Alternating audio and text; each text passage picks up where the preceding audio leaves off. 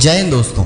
मान लेते हैं आपने कमेंट सेक्शन में लिखा कि हमें डिप्रेशन के ऊपर वीडियो चाहिए, हमें मोटिवेशन चाहिए, हमें स्टडी के ऊपर मोटिवेशन चाहिए, और हमने आपसे कह दिया कि हम ये कल करेंगे। मतलब हमने आप पे कल टालते रहे और वीडियो कभी ना आए, तो आपको बहुत ज़्यादा इरिटेशन होगा और एट लास्ट आप हमसे हार मान के हमसे दूर चले जाएंगे। पर हम ऐसा बिल्कुल नहीं चाहते हैं। कहने का मतलब है आप हो या मैं, अगर किसी काम को कल पे टालते रहे तो वह काम हमसे बहुत ही दूर चला जाएगा। दोस्तों, काम को टालने की आदत को हम कहते हैं प्रोक्रेस्टिनेशन। पर मैं आपको कहता हूं कि अच्छे काम को करने का वक्त जो होता है वो हर वक्त अच्छा ही होता है। आप कभी भी अच्छे कामों को शुरू कर सकते हैं। किसी भी काम को कल पे टालना या सही समय का इंतजार करना सबसे बड़ी बेवकूफ़ी होती है। ये सिर्फ एक धोखा है और कुछ नहीं, जो हर रोज या हर समय हम खुद को देते रहते हैं बाद में करने के काम को या कल पे टालने की आदत को। अब स्टोरी की बात तो हो ही गई है, तो चलिए आपको मैं एक बहुत ही ज़बरदस्त स्टोरी सुनाता हूँ इसी आदत को लेकर। यह कहानी है एक ऐसे बाजार की जहाँ पे एक बहुत ही बड़े सोनार की दुकान थी, और जो दुकान का मालिक होता है उस व्यापारी के 2 बच्चे थे। धीरे धीरे जैसे ही समय बीत रहा था, उस व्यापारी की उम्र ढल रही थी और उन बच्चों की उम्र बढ़ रही थी। फिर वह व्यापारी सोचता है कि मुझे अपने बेटों को व्यापार के बारे में सिखाना चाहिए कि बिजनेस कैसे करते हैं। उस व्यापारी ने अपने बच्चों को रोज थोड़ी ना कुछ यूनिक जानकारी बिजनेस के बारे में बताना चालू कर दिया। लेकिन उसे हर वक्त ये चिंता बनी रहती थी कि क्या मेरे बच्चे मेरे बातों को समझ पा रहे हैं, क्या वो बिजनेस आगे ले जा पाएंगे या बिजनेस के लाइन में वह फेल हो जाएंगे। इस सब की टेंशन उसे बनी रहती थी हर वक्त। इस बात को क्लियर करने के लिए उस व्यापारी ने अपने बच्चों का परीक्षा लेने का सोचा। वह व्यापारी कहता अपने बच्चों से, हर शाम मैं 2 लकड़ियां दुकान में रख दिया करूंगा और दुकान बंद होने के बाद में तुम उन लकड़ियों को घर पे लेकर जाओगे। दोनों ही बच्चे मान जाते हैं कि शाम में उन्हें लकड़ियां घर लेके जानी है। और उसके अगले दिन उस व्यापारी ने 1 लकड़ी की बजाय बल्कि 4 लकड़ियां रख दी, जिसमें से एक बच्चे ने अपनी 2 लकड़ियां उठा ली, बची 2 लकड़ियां जो एक बच्चे को उठा के ले जानी थी।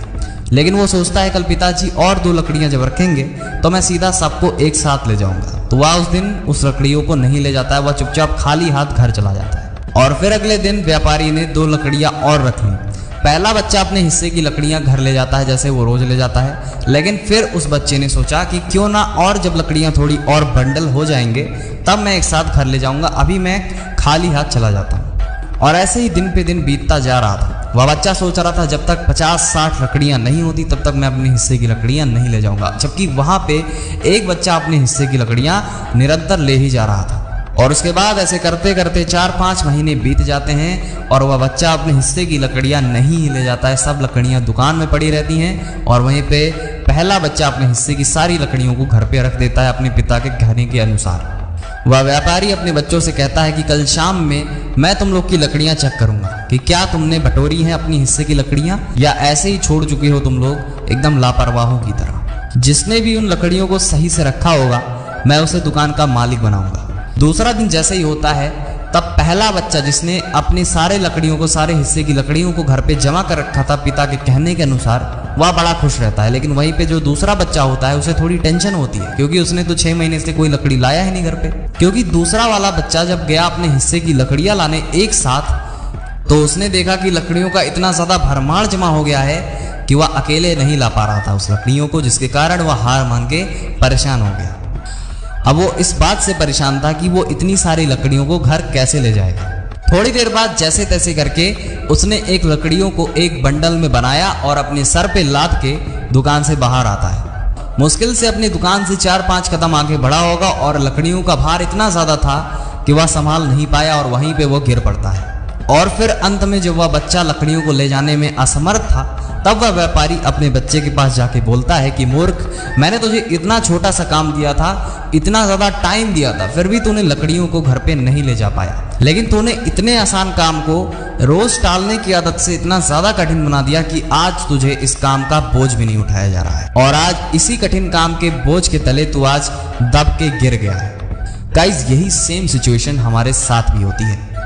हम भी बहुत ही ज्यादा आसान काम को टालने की वजह से उस आसान काम को भी मुश्किल बना लेते हैं। वो काम एक्चुअली में मुश्किल नहीं होता है, पर हम उसको इतना टाल देते हैं कि वो हमें मुश्किल लगने लगता है। और जब हमारे ऊपर प्रेशर आता है, जब हम होश में आते हैं, तो वह काम बहुत ही आसान सा काम हमें नामुमकिन जैसा लगता है। और जब हम उस काम को लेके अफसोस कर रहे होते हैं, उस समय भी हमारा समय गुजर रहा होता है।